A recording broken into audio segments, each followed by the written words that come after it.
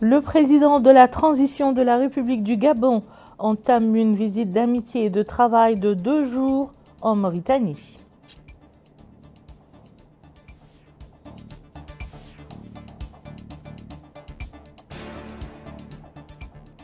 Le président de la République, président en exercice de l'Union africaine, assiste à la cérémonie d'investiture du président tchadien élu.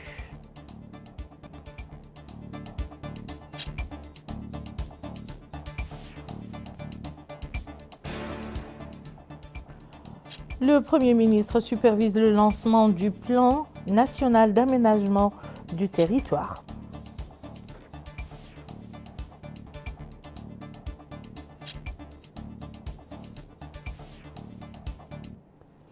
Madame, Monsieur, bonsoir et bienvenue dans le journal. Son Excellence le général Brice Colotaire Oligui Nguema, président de la transition de la République du Gabon, est arrivé ce soir à Nouakchott au début d'une visite d'amitié et de travail de 2 jours en Mauritanie.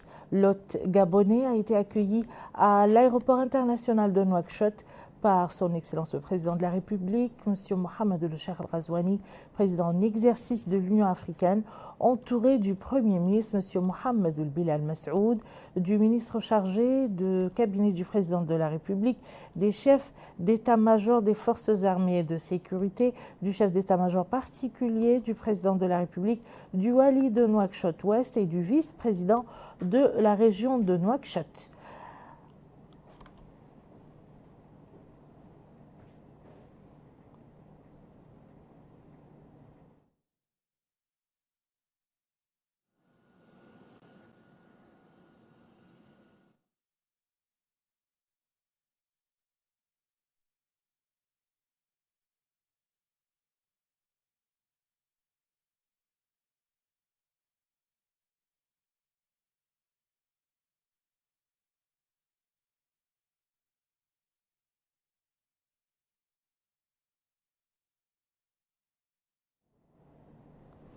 Après avoir écouté les hymnes nationaux mauritaniens et gabonais et passé en revue les formations militaires venues présenter les honneurs, le président gabonais a serré la main du président de l'Assemblée nationale, du président du Conseil constitutionnel, des 2 ministres conseillers à la présidence de la République, des membres du gouvernement, des dignitaires de l'État et des membres du corps diplomatique africain accrédité en Mauritanie. Le président de la République, président en exercice de l'Union africaine, M. Mohamed El Cheikh El Ghazouani, avait regagné Nouakchott cet après-midi en provenance de N'Djamena, où il a assisté à la cérémonie d'investiture du président tchadien élu, M. Mohamed Idriss Déby Itno. Le président de la République a été accueilli à l'aéroport international de Nouakchott par le Premier ministre, M. Mohamed El Bilal Massoud, les 2 ministres conseillers à la présidence de la République, plusieurs membres du gouvernement, le chef d'état-major particulier du président de la République, la directrice adjointe du cabinet du président de la République, le wali de Nouakchott-Ouest et le vice-président de la région de Nouakchott. Au cours de ce voyage, le président de la République était accompagné d'une importante délégation comprenant messieurs Mokhtar Ould Diaye, ministre chargé de cabinet de la présidence de la République, Sidati Ould Cheikh Ahmed Aïcha, ambassadeur de Mauritanie au Tchad, Sidi Mohamed El Ghabr, chargé de mission à la présidence de la République, Hussein Ould Naji, conseiller à la présidence de la République, Aïssata Daouda Diallo, conseillère à la présidence de la République, El Hassan Ould Ahmed, directeur général du protocole d'État.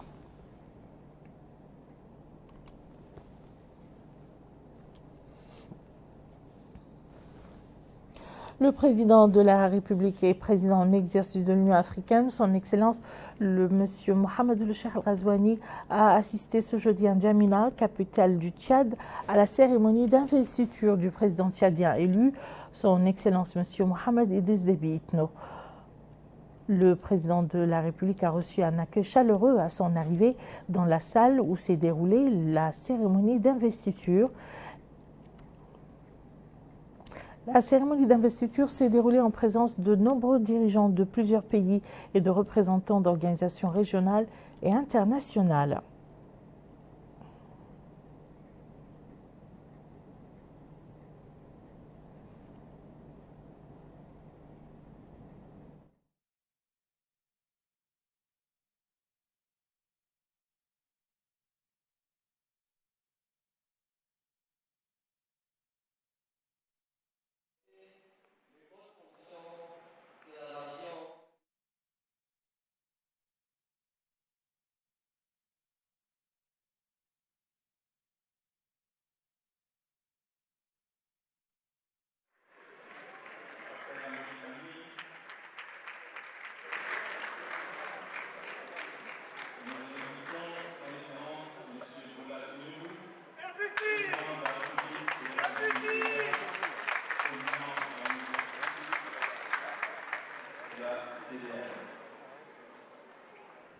Le Premier ministre, M. Mohamed El-Bilal Messoud, a supervisé aujourd'hui au Palais des Congrès de Nouakchott le lancement de l'élaboration du plan national d'aménagement du territoire en Mauritanie.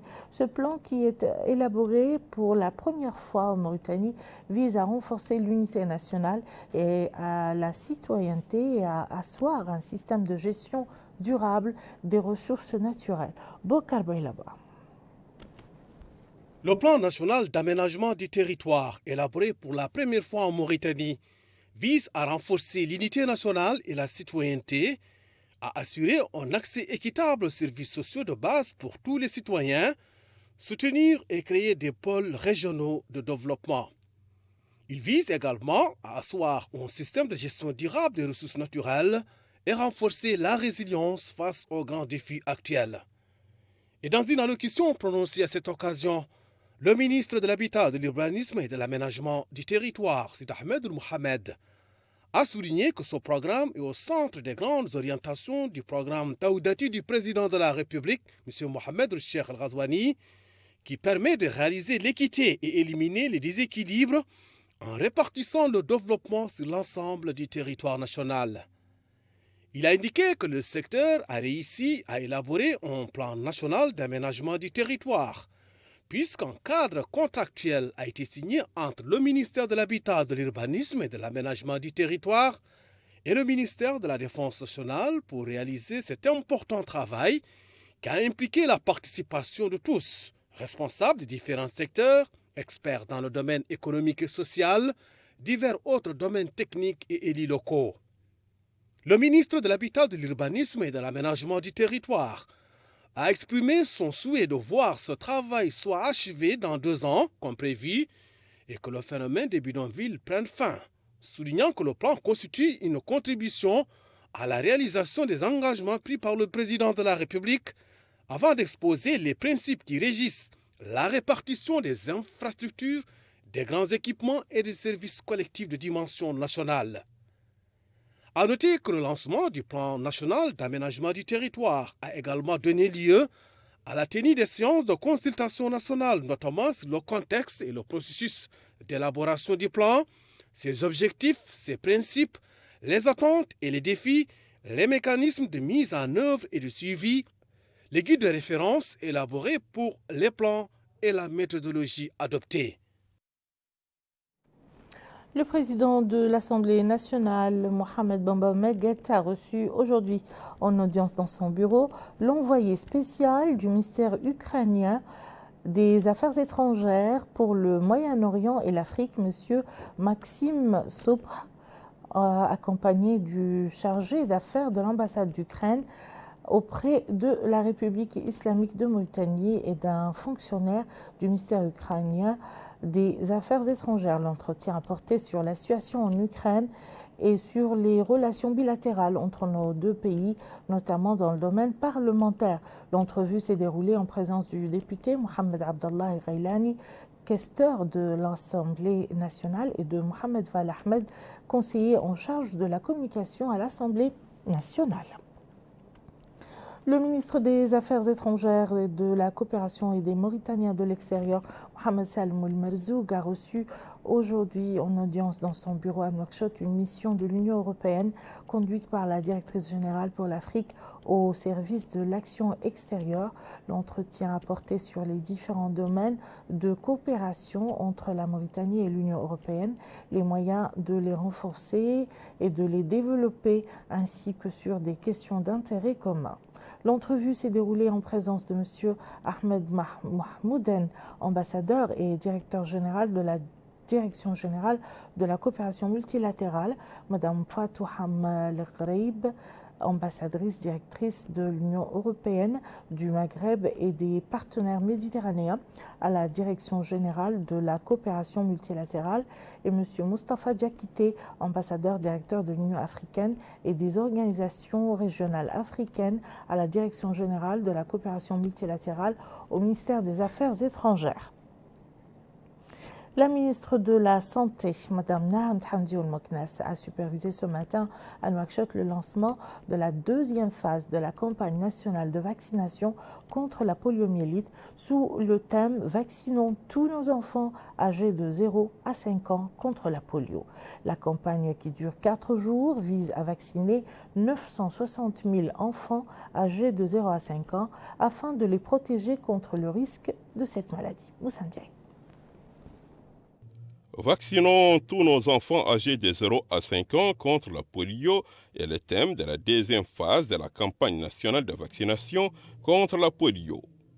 Cette campagne se déroule sur l'ensemble du territoire national sous la supervision des différentes équipes et structures du ministère de la Santé concernées par cette campagne en collaboration avec les partenaires techniques et financiers de la Mauritanie.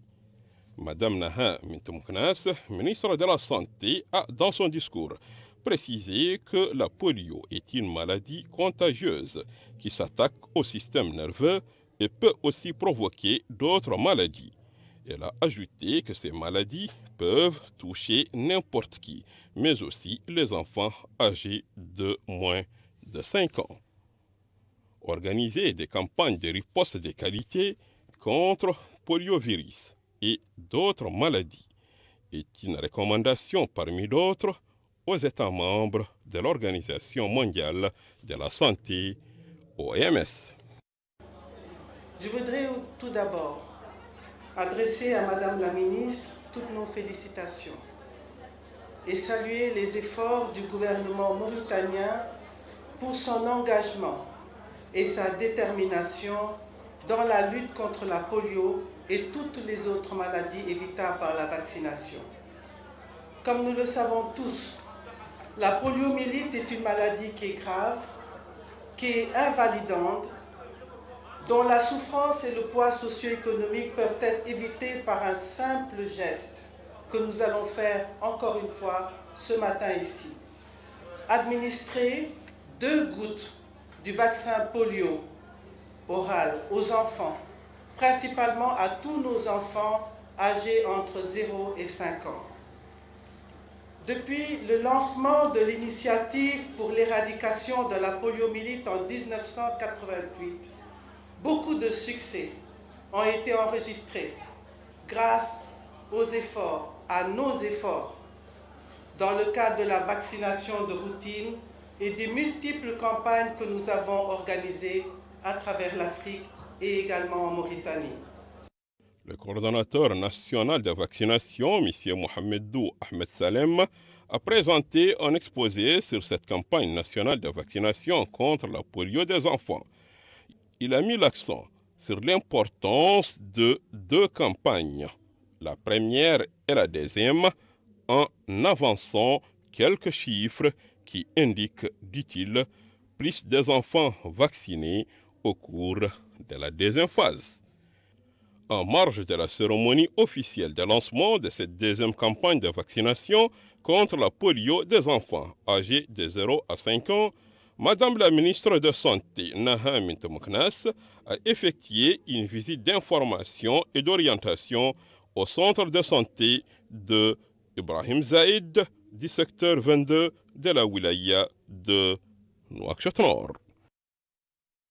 Une journée de plaidoyer pour la promotion de la stratégie nationale pour l'élimination de la fistule obstétricale a été organisée à Nouakchott par le ministère de la Santé avec la collaboration du Fonds des Nations Unies pour la population pour célébrer les progrès accomplis par notre pays et rappeler l'amère réalité des nombreux défis qui restent à relever pour l'élimination de la fistule obstétricale. Yadeli Fall. C'est en présence des représentants des partenaires et des chercheurs que le département de la Santé a célébré cette journée. L'occasion pour la ministre de la Santé, Mme Naham Thamdioul, de rappeler que son département prend très au sérieux la question des fistules obstétricales, qui constitue un réel problème de santé dans les pays en développement. Le représentant du FNIAP, M. Haïdara, a déclaré qu'il est possible de prévenir et de traiter, continue de sévir dans notre monde et de toucher surtout les plus pauvres et les plus marginalisés des femmes et des filles, ajoutant encore à leur souffrance et à leur isolement.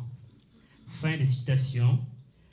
Ban Ki-moon, ancien secrétaire général des Nations Unies, en visite au centre mère et enfants de Nouakchott le 4 mars 2016, durant laquelle visite il a pu rencontrer des femmes qui étaient guéries, qui venaient juste d'être guéries de fistules dans cette structure de santé.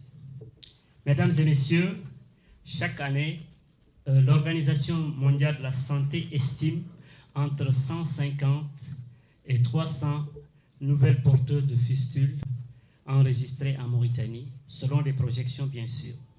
Cette rencontre a été l'occasion pour les participants de mettre en place une commission composée de tous les intervenants dans ce domaine et faire des recommandations pour l'élimination des fistules obstétricales.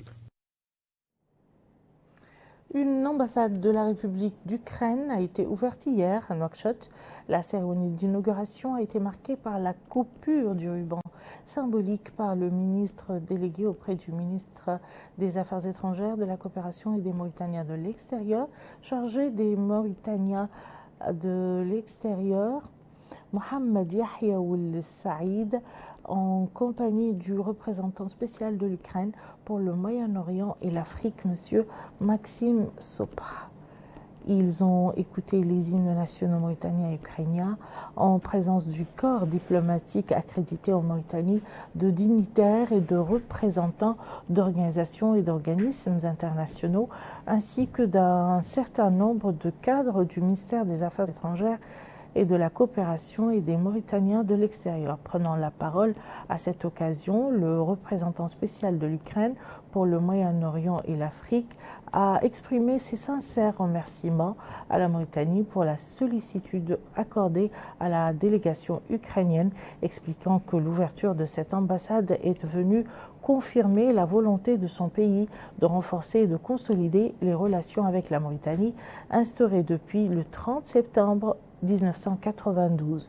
En tant que pays clé dans la région du Sahel et président actuellement l'Union africaine, la Mauritanie joue un rôle important dans l'instauration de la stabilité et la résolution des conflits par des moyens pacifiques, a-t-il déclaré.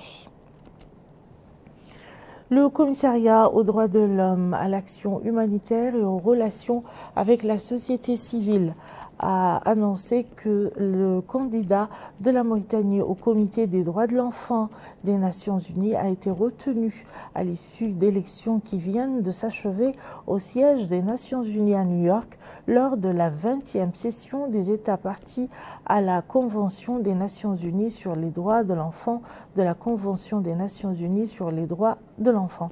Dans un communiqué rendu public à cette occasion, le commissariat aux droits de l'homme souligne que ce succès est une nouvelle brique ajoutée à l'édifice des réalisations que notre pays a récemment accomplies dans le domaine des droits de l'homme, conformément au programme de son Excellence le Président de la République, M. Mohamed El-Cheikh Ghazouani, et la forte volonté du gouvernement d'assurer le respect des droits de l'homme, ainsi que la présence de nos experts dans les différents organes et mécanismes internationaux. Ce résultat précis du communiqué démontre l'efficacité de la politique du gouvernement visant à renforcer la présence des femmes et à soutenir l'expertise de la société civile grâce à la nomination par le gouvernement d'une représentante de notre pays au sein de ce comité en la personne de Mme Zainab Taleb Moussa, militante des droits de l'homme et responsable d'une organisation non gouvernementale travaillant dans le domaine de la protection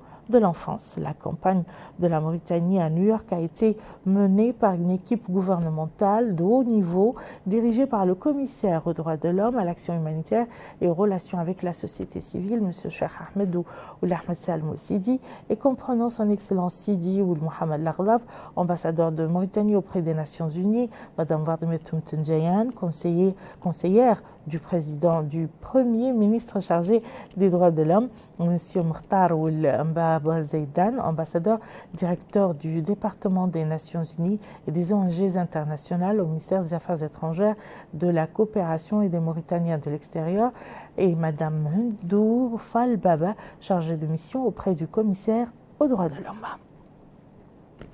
Le commissaire adjoint à la sécurité alimentaire, M. L'Imam Ould Abdawa, a supervisé ce matin à Nouakchott l'ouverture de l'atelier de lancement du programme d'action proactive pour réduire les impacts du changement climatique. Il faut noter que l'action proactive coordonnée est d'une importance capitale dans la lutte contre les effets du changement climatique. Bokar Belaban en dit plus. Cet atelier, toutes les parties prenantes seront informées sur les moyens de gérer les risques du changement climatique en Mauritanie grâce au concept d'action proactive coordonnée afin d'éviter les répercussions négatives de ces changements. L'occasion pour le commissaire adjoint à la sécurité alimentaire, l'imam Ould Abdawa, de souligner que notre pays est vulnérable aux effets du changement climatique, y compris les sécheresses et les inondations, notant que les catastrophes naturelles ont des effets dévastateurs sur les populations et les infrastructures, en plus de leur impact économique et socio-négatif. Il a précisé que l'action proactive joue un rôle clé dans ce cadre, en identifiant, anticipant et prenant des mesures préventives pour minimiser l'impact des catastrophes. Il a rappelé que cette approche s'appuie sur des systèmes d'alerte précoce et l'analyse des risques pour lancer des interventions ciblées afin de faire face aux crises. Et il a assuré que le gouvernement travaillera avec le Programme alimentaire mondial PAM pour mettre en œuvre une action proactive coordonnée. Justement, le PAM estime que l'action proactive coordonnée est d'une importance capitale dans la lutte contre les effets du changement climatique, réitérant son appui aux efforts de la Mauritanie à cet effet.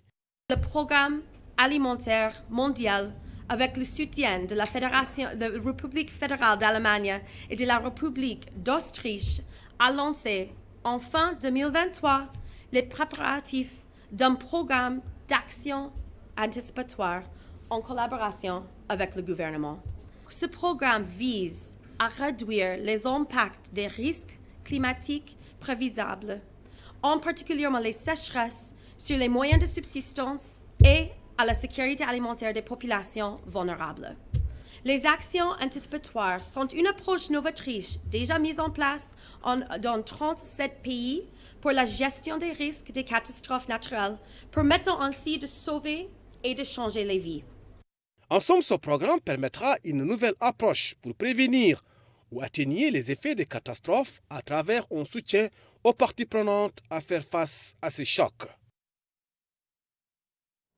Nouakchott abrite aujourd'hui, et cela pour 2 jours, la 11e réunion du projet d'amélioration de la pêche pour les pêcheries des petits pélagiques organisée par l'Institut mauritanien de recherche océanographique et des pêches. Il faut préciser que le programme d'amélioration de la pêche pélagique constitue une priorité absolue pour le secteur de la pêche compte tenu de l'importance des captures qui dépassent le 1 million de tonnes par an. Moussa Ndiaye. Cet atelier, le projet d'amélioration du secteur de pêche et de l'économie maritime en Mauritanie, à travers la pêche des petits pélagiques, s'inscrit dans le cadre des programmes d'activité du secteur de pêche. Aussi, il permet aux participants de présenter leurs observations pour développer la pêche pélagique artisanale. M. Sidi Ali ou Sidi Boubacar, secrétaire général du ministère de la Pêche et de l'économie maritime, a dit que le programme d'amélioration de la pêche pélagique constitue l'une des priorités parmi d'autres de leur département, compte tenu, ajoute-t-il, de l'importance des captures qui dépassent plus de 1 million de tonnes par an. De son côté, le directeur général de l'Institut mauritanien de recherche océanographie, M. Mohamed Al-Hafid Ouléjoun, a, dans son discours, souligné que les pêches pélagiques en Afrique du Nord sont confrontées à de nombreux défis, dont la surexploitation, en plus d'autres aspects liés au changement climatique. Cet atelier du ministère de la Pêche et de l'économie maritime a été marqué par échange et partage d'informations et d'expériences entre les différents experts sur la nécessité de faire la pêche des petits pélagiques en Mauritanie une pêche qui répond au respect et aux normes de la durabilité tout en œuvrant pour un produit mauritanien de qualité. Inauguration aujourd'hui au Port Tanit d'une unité de santé chargée d'assurer les soins aux victimes des accidents de travail. Elle a été inaugurée par le secrétaire général du ministère des Pêches, de l'économie maritime et celui de la Santé, Yed Alifal. Les secrétaires généraux du ministère des Pêches, de l'économie maritime et de la Santé, M. Sidi Ali ou Sidi Boubacar et Mohamed Remir ou Mohamed El-Haj, ont supervisé la coupure du ruban symbolique, lançant ainsi les services de l'unité chargée d'assurer les soins aux victimes des accidents de travail au port de Tanit. La délégation a visité les salles de l'unité de santé pour s'informer de la qualité et de la quantité des équipements et le matériel médicaux mis à sa disposition. La cérémonie d'inauguration a été l'occasion pour le directeur général du port, M. Ahmed El-Khatri, de se féliciter de la réalisation de cette unité de soins qui est un don d'une société privée dénommée Bâtiment Industriel Mauritanien, BIM. Remerciant à cet égard l'homme d'affaires et PDG de la société pour cette initiative qui devrait être un exemple à suivre par des citoyens soulignant que ce type d'intervention est important pour un pays comme le nôtre. Le directeur général du port de Tanit s'est engagé à ce que la direction du port ne ménage aucun effort pour que les services de cette unité continuent au profit des travailleurs et de la population locale. L'adjoint au maire de la commune, M. Sari Koudmatalla, a également salué l'importance de cette unité pour les habitants et les travailleurs du port, louant à cet égard les efforts déployés par le directeur général du port, y compris l'assurance des travailleurs et des habitants de la commune. Le représentant de la société a passé en revue l'historique de son entreprise qui s'étend sur plus de 15 ans dans la construction des bâtiments industriels, ainsi que son expérience dans le domaine de l'agriculture. De son côté, le représentant des travailleurs a également pris la parole à cette occasion, louant l'importance de cette unité de santé dans cet espace éloigné des centres de services de santé et appréciant les efforts déployés par le directeur général du port depuis son arrivée. Les rideaux sont tombés sur la série de formations organisée par le Centre de formation de la télévision de Mauritanie sur la couverture professionnelle des élections. 3 jours durant, les journalistes et les techniciens d'Al Mauritania ont bénéficié de sessions de formation sur la couverture des élections dans le respect des normes professionnelles pour garantir la qualité des contenus diffusés sur ces différentes chaînes. La directrice générale de la télévision de Mauritanie, Mme Seniem Sidi Heibe, a déclaré à cette occasion que les bénéficiaires de cette formation ont acquis des connaissances et des compétences qui ne manqueront de leur permettre d'être mieux préparés et outillés pour jouer pleinement le rôle.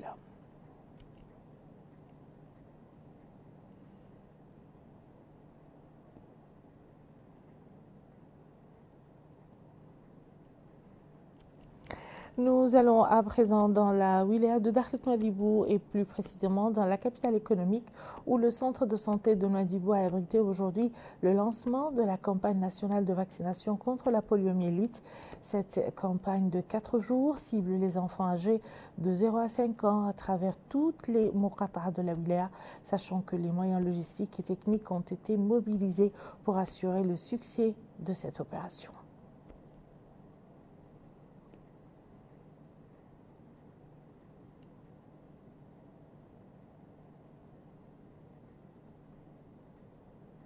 Évoquons le sujet, le directeur régional de la santé publique au niveau de la wilaya, Dr Mohamed Ahmed Douabdi, a indiqué que cette campagne suivra une stratégie de porte-à-porte et de maison à maison. Écoutons-le.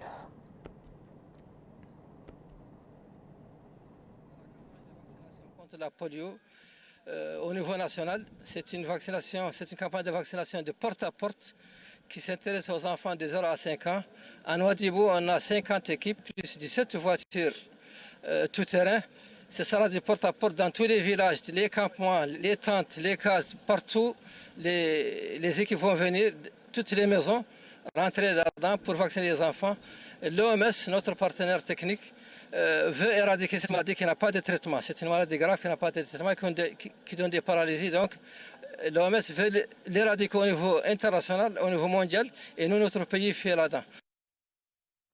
Et nous refermons ce journal par ce meeting organisé à l'ancienne maison de la jeunesse par la mouvance El Wihda en soutien à la candidature du président de la République, M. Mohamed El-Cheikh Ghazouani, pour l'élection présidentielle du 29 juin prochain.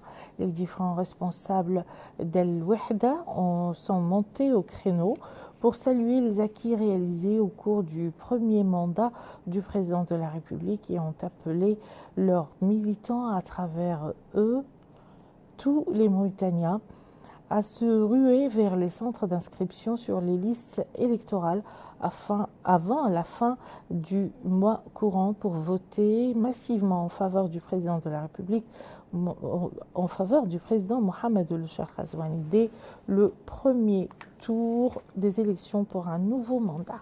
Et voilà qui met fin à ce journal. Tout de suite le rappel des titres.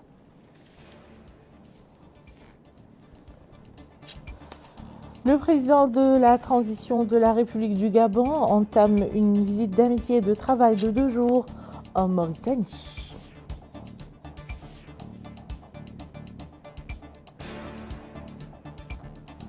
Le président de la République, président en exercice de l'Union africaine, assiste à la cérémonie d'investiture du président tchadien élu.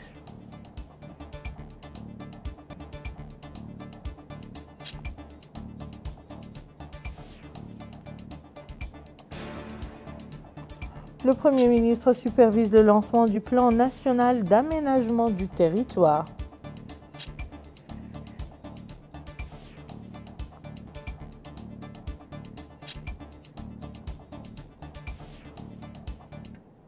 Merci, Madame, Monsieur, de nous avoir suivis. À très bientôt, Inch'Allah.